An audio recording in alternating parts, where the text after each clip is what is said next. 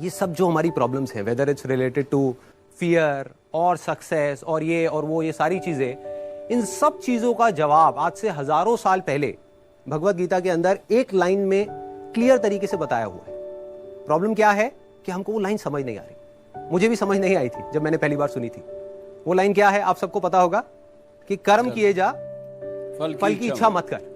जब मैंने पहली बार इसको सुना, मैंने कहा यार कर्म किए जा, फल की इच्छा मत कर, इसका मतलब तो यही हुआ ना कि ये तो बकवास है। क्योंकि आज के टाइम में अगर हम देखें अपने आसपास में, तो इसका एग्जैक्ट ऑपोजिट हो रहा है। सबसे ज्यादा मेहनत कौन कर रहा है? एक रिक्शे वाला कर रहा है कि नहीं? और उसको क्या फल मिल रहा है? कुछ भी नहीं। और ऐसे बहुत सारे लोग हैं जो बहुत मेहनत कर रहे हैं, उनको रिजल्ट कुछ भी नहीं मिल रहा। तो खेल है क्या? खेल क्या है कि हम इसको बारीकी से समझ नहीं पाए। मैं भी समझ नहीं पाया था। फिर जब इसके ऊपर एक एक वर्ड को इसको पकड़ने की कोशिश करी और समझ आया, तब क्लियर होता चला गया कि एग्जैक्टली कर्म करना कैसे है।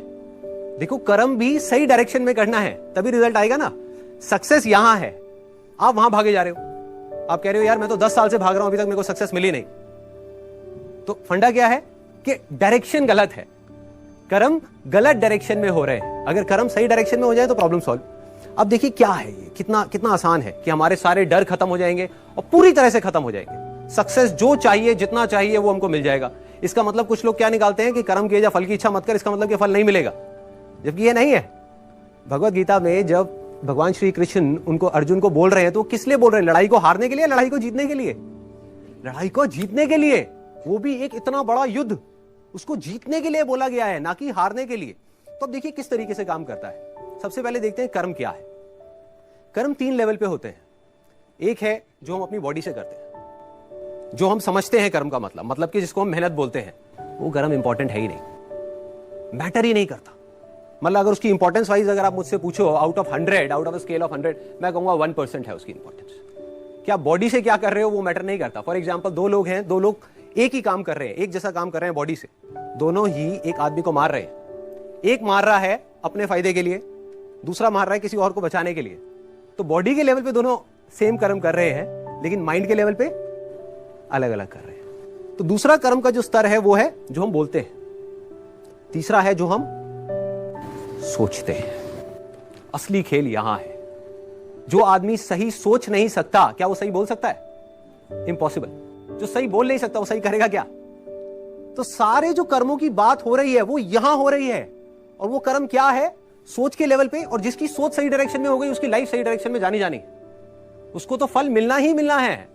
फल के बारे में जो मांग रहा है, सपोजिंगली हाथ ऐसे करके बैठे रहो कि हे भगवान मुझे फल दे दो, मुझे ये चाहिए, मुझे नंबर चाहिए, मुझे ये चाहिए, मुझे बिजनेस में पैसा चाहिए, मुझे जॉब में प्रमोशन चाहिए, सब कुछ मांगते रहो और कर्म सही डायरेक्शन में करो नहीं, तो क्या होगा? वो मिलेगा ही नहीं कभी भी। दूसरी तरफ से कुछ मत मांगो, लेकिन कर्म सही डायरेक्शन में करते चले जाओ, तो उतना मिलेगा जितना हम सब में से कोई सपने में भी नहीं सोच सकता।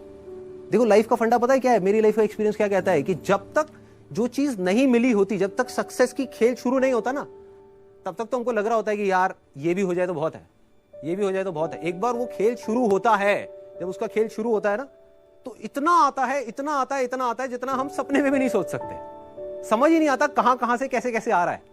बस कर्म सही डायरेक्शन में होने चाहिए। अब वो सही डायरेक्शन में कैसे होंगे?